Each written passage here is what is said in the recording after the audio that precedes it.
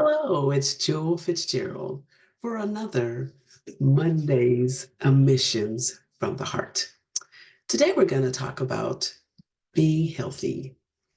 All of us have I'm sure everyone has a desire, don't you, for wanting to be healthy. There's always so many things out there, that tells us what we need to do to be healthy and that kind of things. But being healthy means being healthy spiritually as well as physically. And I know a lot of people have always asked me, what am I doing specifically to be healthy?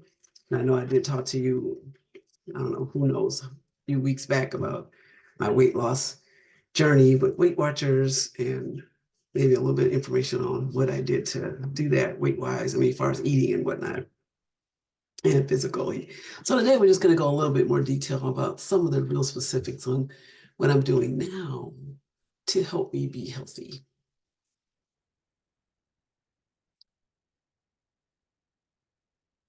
So my morning regime, the first thing I do as I have a quiet time with God before I get into the busyness of my day. So before breakfast, before anything, I take time away to read my Bible, pray to God, and to just put on the Ephesians armor, God's armor, so that I can be ready for whatever Satan has waiting for me out there. Because he is.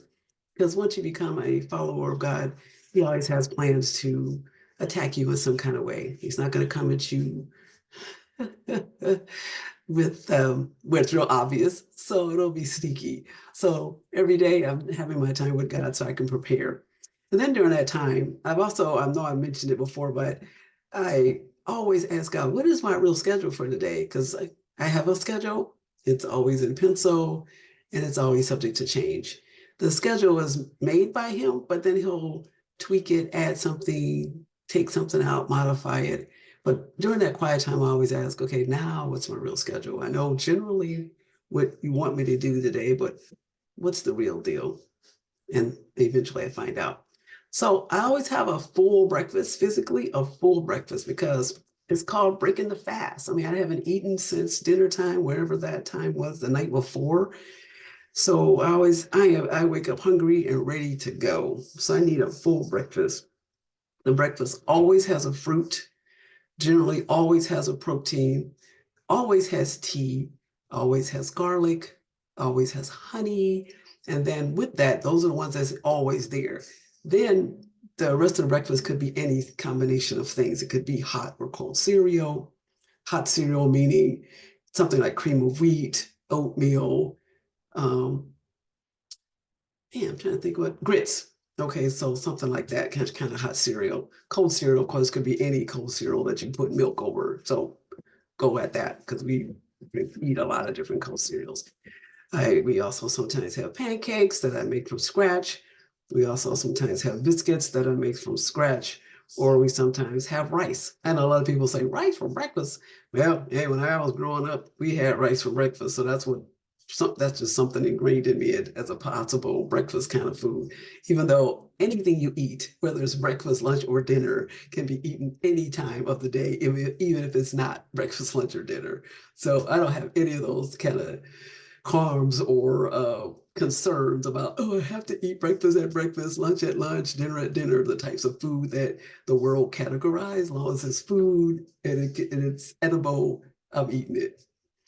All right, so in addition to the full breakfast, then I also eat some supplements, take the supplements. So I take that vitamin D, as you can see in the picture here. Then I take this vitamin C, that liposomal vitamin C, which I can't even pronounce. Vitamin C is just good for your general good health there. We all know you need some little vitamin C. Can't get enough from oranges and whatnot all the time if you don't eat it. Granted, I'm having a fruit, so a lot of times my fruit is oranges. And then that quercetin, which I hope I'm pronouncing right, that's almost like taking a heavy dose of apple, that kind of thing. Like an apple day keeps the doctor away, but it's good for let me just get ready to say, just lost my thought just that quick. But it's good for your immune system, and it's good for I'm looking at this thing because I just saw it 2 seconds ago and I just lost my train of thought on what I was trying to say. Your cardiovascular and your immune health and for just aging well. And so since I'm 68, that helps out with that. And then the other supplement type thing is, well, it's a supplement, but not a supplement because I have allergies, and this time of year would be a high allergy because pollen is high. The spring trees, the fall trees, dust and mold are things that trigger my allergens. So this Allegra, I use that just to keep from having any issues because it's kind of hard to get away from dust and mold, especially the dust, because in your house, no matter how clean you keep it, you're going to always have dust. It's not going to be, you can keep the volume down, which we do because we do things to cover the beds and the pillows and stuff like that. So it's hyperallergenic for me. But, for other stuff, it's almost impossible to keep a house clean, purely clean of dust. It's just there. And then I do this extra thing called Elevate You, and many people may have seen this one of them Steve Harvey things. And it has 30 superfoods in it, 10 vitamins and minerals, 9 powerful greens, and 5 mighty complexes. So I always get the chocolate version. So it's pretty good. That one is the first thing before I have the breakfast, before I eat any of those other supplements. I drink that first on an empty stomach. And that's what they suggest you do. Drink that first, down that real quick, and then the rest of the stuff. And then like some of those few of those things I have to eat with foods anyway, like the Quercetin and the vitamin C, I'm thinking that is. But I just take all those three and eat it while I'm eating my breakfast, all the supplements, just to pop it in. Because I don't really like to take a lot of drugs, even though I'm asthmatic. So I'm kind of stuck with a few drugs at the moment, which is like Wixela. It's a maintenance drug that I'm taking currently. The cool part is the doctors have reduced the dosages, and I'm hoping that they're going to continue to reduce the dosages. I actually see my doctor in a couple of weeks, and once every four, I'm going to say once a month, but every 4 weeks, I'm also taking an infusion of sink air for the allergies slash asthma, because I have a special type of asthma. It's not like other people have asthmas. Mine is because of my allergy levels is high in my bloodstream. So they discovered this in 2020 when the pandemic occurred.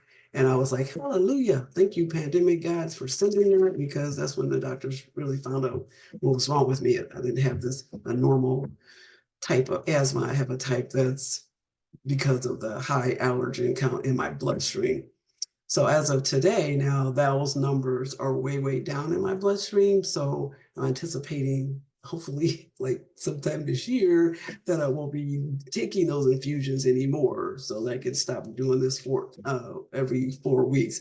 It's like going, well, it's actually, I'm going to an actual oncologist location in a hospital where I'm sitting in a chair like a lot of other people are taking infusions for various things, cancer, all kind of other stuff. And I'm sitting there for an hour and a half. It only takes a half an hour for the drug to go in, but I get a flush before, a flush after, and all that kind of stuff. Make sure I'm cool. So I'm out there about an hour and a half to two sometimes. So, after a while now, it's getting kind of old. So I'm kind of glad that it's coming to a close, especially since I have rolling veins and I always got to find my vein to get in there to put the drug in. So anyway, so those are the Wixela, the thing. What did I just tell you? Sink air is basically the only real drug I'm taking, because I do carry an EpiPen, which I hope I never ever have to ever have to use. I never haven't had to use it. And I do carry what do you call it, a rescue inhaler, which I have not had to use since 2020. Thank goodness, thank God, thanks to God. So I haven't had to use that. And I haven't had to use any other, oh man, I can't even think of the thing where you actually breathe in and it helps you with breathing or something. I can't even think of the name of it because I haven't used it since 2020. So it's not in this house. I don't have to use those type of devices to breathe in to help me with my breathing. So it's just mainly a sinus kind of thing that I have issues with.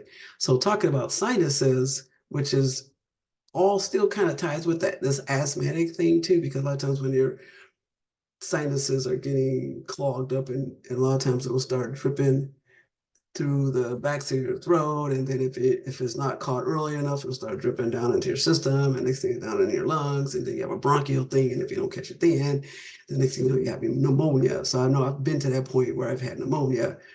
So now, because of, like I said, the drug that's going in me, the Wixela, which is a maintenance one, so we'll see how they're going to do that one, because since they've already reduced the Wixela, maybe eventually I'll get off of that.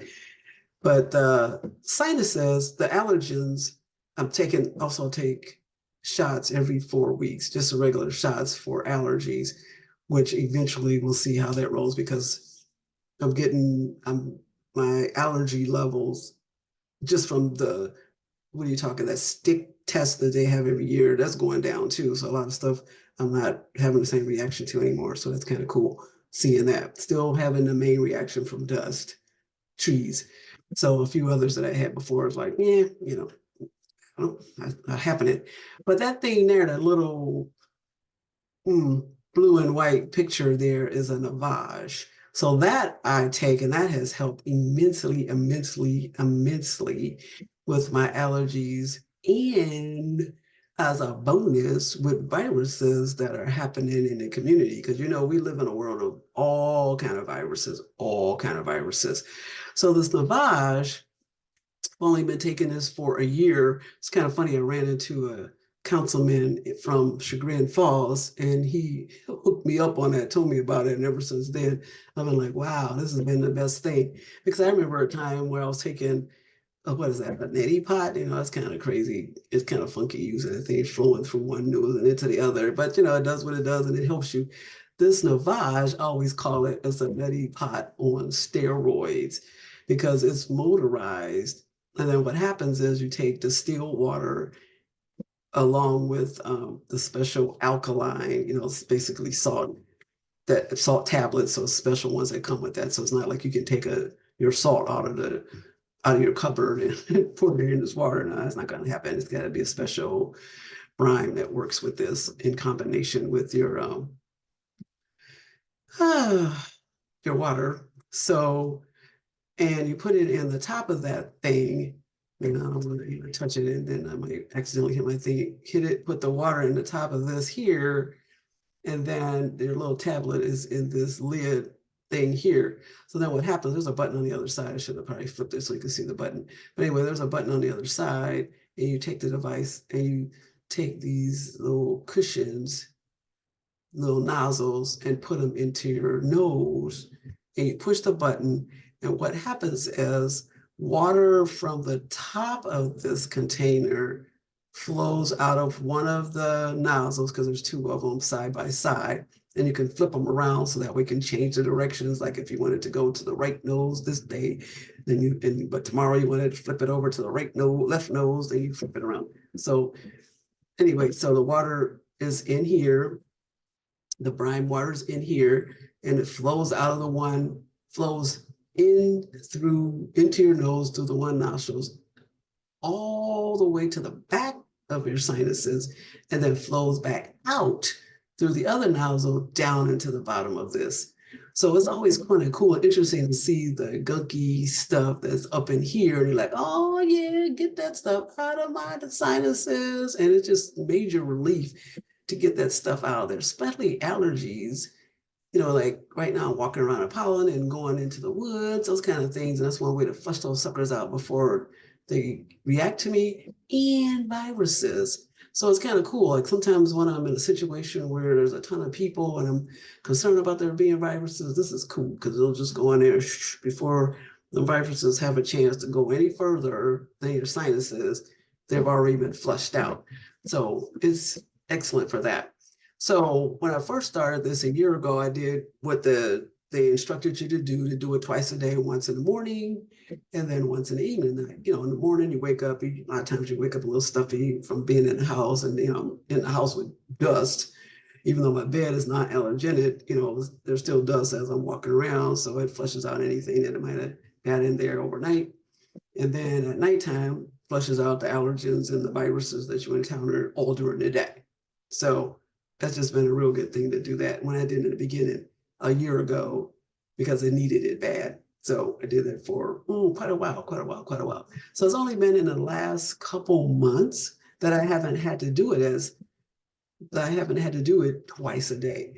So now I'm currently on a regular doing it as needed, as I could tell, okay, I need to get a flush. So I don't know, maybe that's once or twice a week, depending on what's going on. I'm out in the woods, and it just depends on what's going on, rainstorms, all kind of stuff, where my body is doing something where it's okay, it's encountering something. So let's just flush that crap out right now.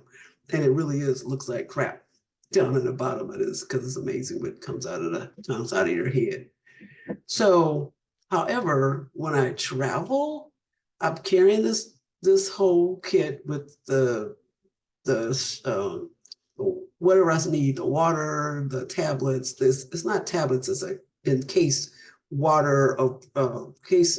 Man, I probably should have had it here to show you what it looked like that goes in there.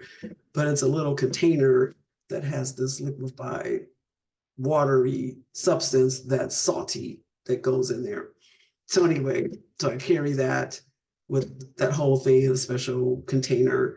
So when I travel, then I'm doing it twice a day. I'm doing it in the morning, I'm doing it evening, because I'm out of town, I'm in strange places, and I'm in places that my body's not accustomed to, whatever allergens are there, or whatever viruses I'm encountering through planes and trains, automobiles, etc. So I'm doing this twice a day.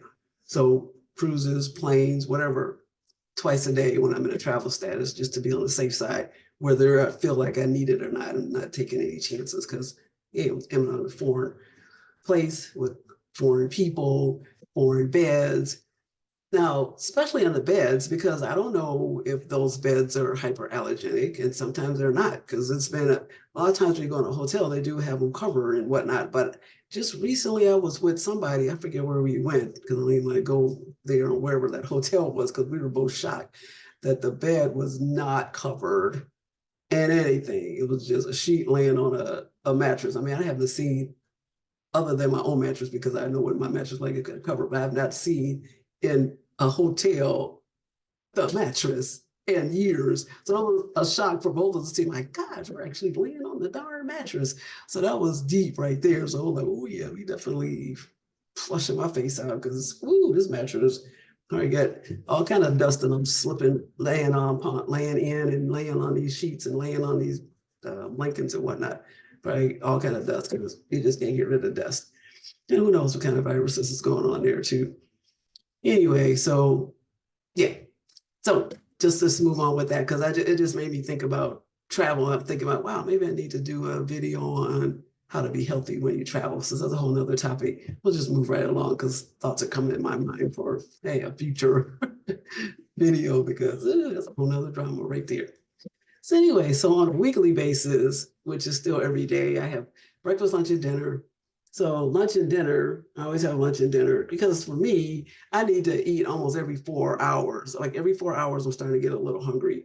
Now, when I'm traveling, I have a tendency only to eat 2 meals a day, a big heavy breakfast and a heavy dinner, because one, we're getting up a little later, and I don't need to do that. And then if I'm eating 3 meals a day when we travel, I'm going to be way overstuffed, and it's just like not going to be good unless I'm really doing something that's being extra active and helping me burn that food off. But all the meals, all 3 meals, always have a fruit and a vegetable, because sometimes I even have a vegetable for breakfast. So all you gotta have a fruit and vegetables. Can eat fruits and vegetables every day, all day, at least 5 servings of fruits and vegetables, and actually record that in my journal to make sure I'm getting my 5 fruits and vegetables every day. So same thing with breakfast. I'm always having some sort of protein, whether it's a meat or beans or something that's protein, or vegetarian, because I don't have to have a meat all the time, all the meals, because you can get protein from other stuff that's not meat. So then I always have water, gotta have plenty of water during the day, always still having hot tea. And then sometimes I'll have starch or a carb. It just depends on what we feeling like we want to have. But the mainstay is fruit, vegetables, protein, water, tea. Make sure you have plenty of, actually, I have to make sure I have plenty of fruit, plenty of fluids, plenty of fruits and vegetables, and some kind of protein every day. So then my goal is always to walk 5 days a week, at least for 30 minutes. That's the minimum, but I would prefer more. So I love it when I actually walk 1.5 to 2 hours in one time. in one day. 30 minutes is the minimum, but I prefer having 1.5 to 2 hours of walking 5 days a week.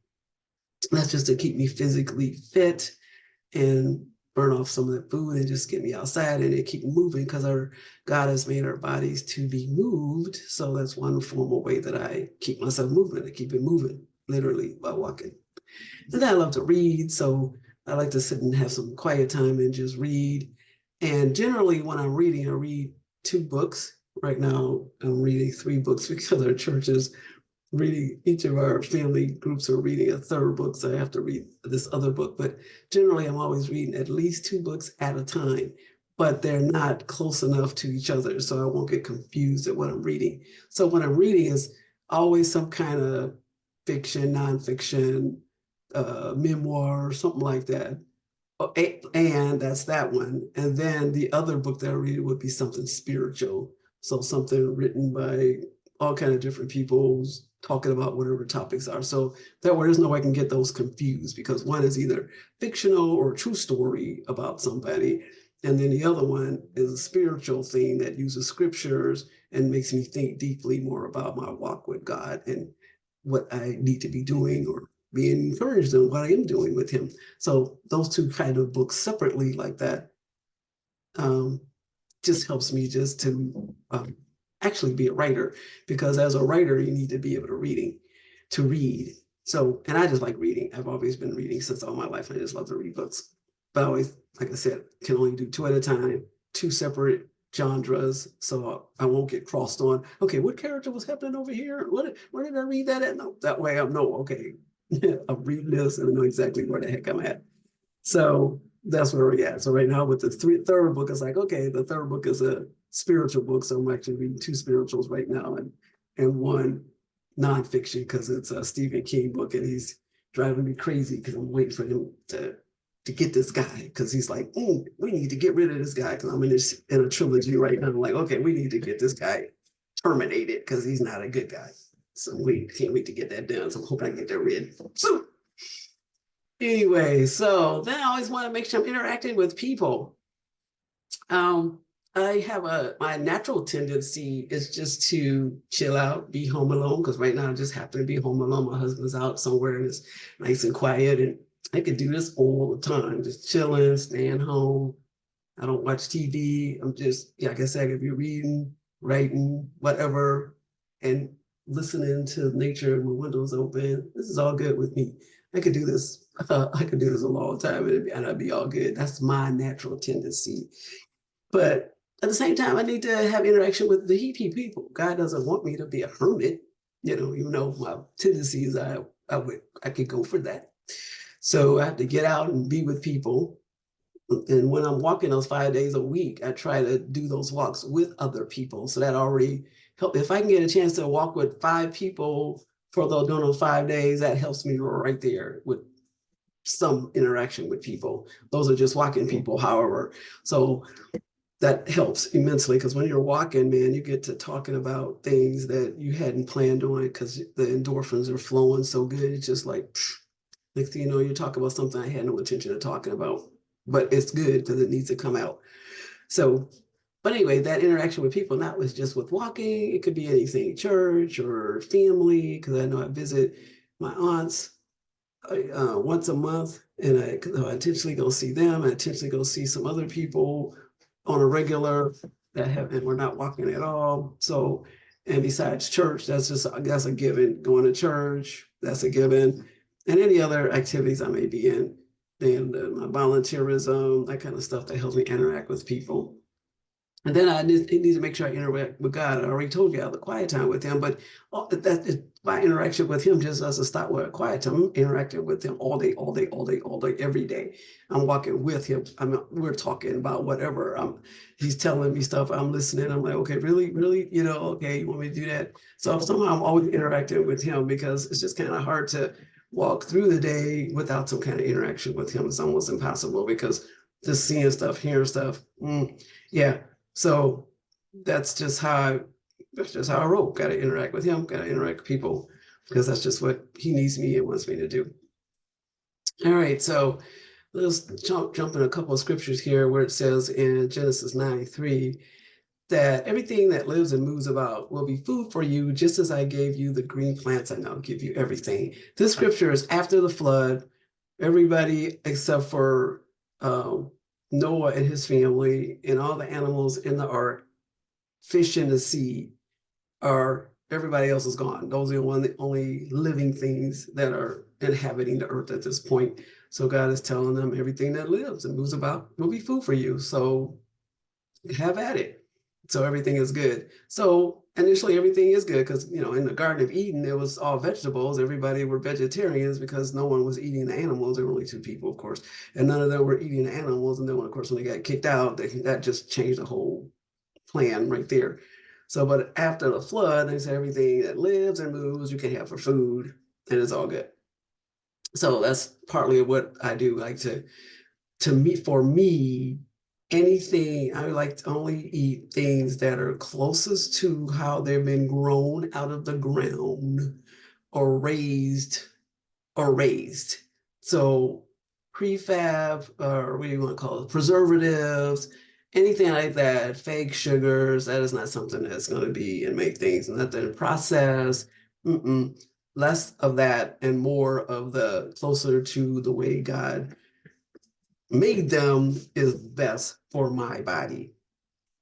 Okay, so then also in Leviticus 11, there it lists, and now this is Old Testament stuff, old school, you might want to say, but it lists a whole lot of various unclean foods in that Leviticus 11.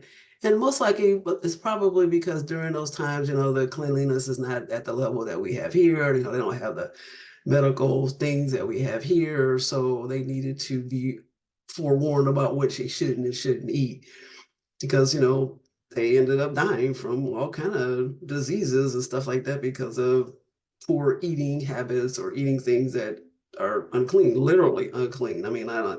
Just literally unclean, be eating roadkill, that kind of stuff, you know what I mean? So, but to me, some of that stuff, it's like, okay, that's another time, but it seems like some of that stuff still might apply because some of that stuff they're talking about, like chicken and pork, like for now, if you're going to eat that, you need to make sure it's fully cooked. Because, we already know if chicken and pork's not fully cooked, it is not good for the human body. So if you're going to eat that, and I eat all that, because there is no meat that I don't eat. If I don't eat it, it's because I don't like it, not because I have a thing against it or have a religious thought about it. I just don't like it. So there's not too many meats I don't eat. But I also like to eat vegetarian, as much vegetables and fruits as possible too. I just eat the meats in moderation depending on what they are. Because sometimes I'm just like, I'm not in for meat today. I'm just going to have a vegetarian day. It just depends on how it rolls. Because the body will tell you what you need, and you just need to listen to the body and say, oh, okay, I don't need to eat this today. I should eat that. The body would always talk to you. At least he talks to me. So, but in that same thing in that Leviticus 11, it makes me also think about, because it talks about people shouldn't be eating creatures in the sea that have only creatures in the sea that have scales and fins. So if it don't have that, it says, nah, walk away from it. I'm like, wow. So that makes you think about it because a lot of people do have allergies now to shellfish. They're cool with the scales fish, but when it comes to shellfish, all kind of allergic reactions, going to the hospital, about to die, can't breathe. So it makes you wonder, and that, well, maybe that's still applicable because it depends on who the people are and what they are. Because some people, they may have started off eating shellfish and then later on got allergic to it because they've had so much of it. Maybe they by the sea and then whatever, and they became allergic to it. And I love me some shrimp, but the thing, like I was telling you, I don't, and then I don't eat shrimp every day either. So that's a whole nother drama. Yeah, it costs too much. But anyhow, but I eat fish all the time. If we have it, there's no problem. I'll eat fish like crazy and shrimp when I can get a chance to get it. But I don't like lobster, and I don't like crab, and I don't like anything that's like in a shell. Mainly because to me, it's like, oh man, you guys gotta actually work at it to make it taste better. What I don't like about them, besides the price, because some of those things are kind of pricey, what I don't like about those particular shellfish was the crab, lobster. It's like it's a third one, and my brain was just going dead here. Crab, lobster, somewhere else. I don't like muscle. Oh, muscle I don't even like at all. It's just, ugh. That's a texture thing, so I don't even like that at all. The other two I could do, but I don't I don't prefer them. Okay, I could do, but I don't prefer them. For me, I don't like the work of cracking them things open, going through all the work to get this little bit of meat out. I mean, on a cruise, I loved it when I was on a cruise. They already had the lobster cracked open. All I had to do was eat it. I was like, ah, now that was cool. I could eat it like that, maybe. It was cool then. And then they did something to it. They seasoned it so it was delicious, but it's cracked open. I didn't have to do this fight. Going to pay expensive for something, and then I got to fight to get into it. But each his own. Some people like that. That's all good. I can get it. So I'm not trying to down anybody that love that, but I'm just saying that's not my top preferred meat. It's on my lower level. So anyway, so in Galatians 15:19, it talks Galatians 15:19 through about 21, it lists a whole list of things that if people are in partaking in these, they will not inherit the kingdom of God. I'm only going to talk about the debauchery part because the debauchery part ties in what we're talking about right now, because that's just an excess of any bodily pleasures like sex and drugs, alcohol, food, anything that you do to excess because it just makes you body feel good, makes you feel good for whatever, psychologically, mentally, whatever, is not good. It's okay to have food, but don't be gluttonous about it. Don't be just eating so much of it that it causes you to be unhealthy, causes you to be overweight, causes you to gain illnesses that you wouldn't have normally had because you have too much product in your body. The body can only eat and process so much. You only should be eating enough food that satisfies you, not makes you feel full. If you feel full, meaning your belt is tight and you're just like stuffed, your stomach is, then you overate. And then what the body does, it's going to slow you roll down. It's going to like, okay, we need to take a nap right now. We need to lay you down because we can't process all this food you put in. Because when you put food in, it's supposed to give you energy. You're supposed to get food and go, oh, we out. Let's ready to go. Let's da da da da da da. Not, oh, I'm feeling really tired. It's sleepy. It's supposed to give you energy, not take you down. And of course, the other stuff, the sex, the drugs, and alcohol, that's not good stuff for you anyway. I mean, excessively. So there we go. So the 1 Corinthians 6:19 through 20 just reminds us that, do you not know that your bodies are temples of the Holy Spirit, who is in you, whom you have received from God? You are not your own. You were bought at a price. Therefore, honor God with your bodies. So that's what we all should be doing. Anything we eat, anything we do with our bodies, it should be something that's honoring to God, that we know that whatever we're doing is pleasing to God. We're not out there to please the world. We're not out there to please ourselves for that matter, especially if it's something that's not God honoring. So we should have healthy bodies physically, and we should have healthy bodies spiritually. And that's the main reason or the main why or the main how to stay healthy, to be healthy, because you want to be healthy spiritually and physically. So that's just my take on it. I know everybody else has other things and ways that they do to keep healthy and physically and spiritually for that matter too. But this is what I do. And this is how I just have this great walk with God as I'm doing whatever it takes just to keep me from being in the hospital, keep me from having pain, keep me from keeping me energized so that I could do his work. Because if I'm laying up somewhere in pain and can't do nothing, I mean, wow, because of something that I did to cause me to be in that situation. It's another thing. You get an accident or something happens. But if there's anything that I can do to keep this body healthy for him, for this Holy Spirit temple, because the Holy Spirit's in me, wanting me to do the work of God, I need to be healthy for him. So that's my take on what I'm doing to keep healthy. See you next week, and we'll talk about something else.